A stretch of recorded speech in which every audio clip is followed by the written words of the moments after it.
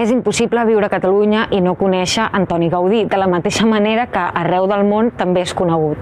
Ara bé, el seu llegat va durar només mentre ell era viu i es va delimitar només en la seva pròpia figura. I sent més concrets, quina petjada va deixar Antoni Gaudí en artistes i industrials posteriors que també van tractar temes com, per exemple, el disseny de mobiliari. Ho parlem amb Mireia Freixa, catedràtica d'Història de l'Art a la Universitat de Barcelona i cocomissària de l'exposició Modernisme cap a una cultura del disseny, junt amb Pilar Vélez.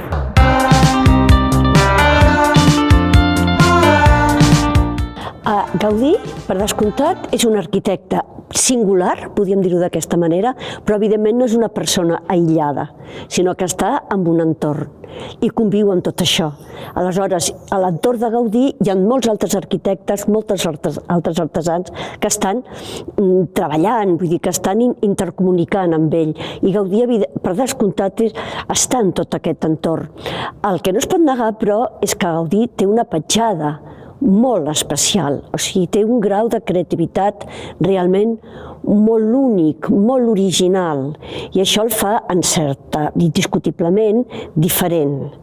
Però la seva manera de treballar, la seva manera de produir, és evidentment la de la Barcelona del modernisme, i això és el que és important tenir en compte. Però, esclar, tots els arquitectes del moment entenen que la casa o que l'arquitectura és un tot que integra totes les que anomenem arts aplicades i decoratives, que tot això culmina en l'arquitectura, o sigui, s'ha de mirar sempre des d'un tot i que es busca una harmonia entre l'exterior, entre l'interior, entre totes les peces. O sigui, no es pot parlar només únicament del mobiliari, has de parlar realment del tot. I el que fa Gaudí és integrar tot aquest mobiliari dintre del seu món formal, d'aquest món que està inspirat en la naturalesa.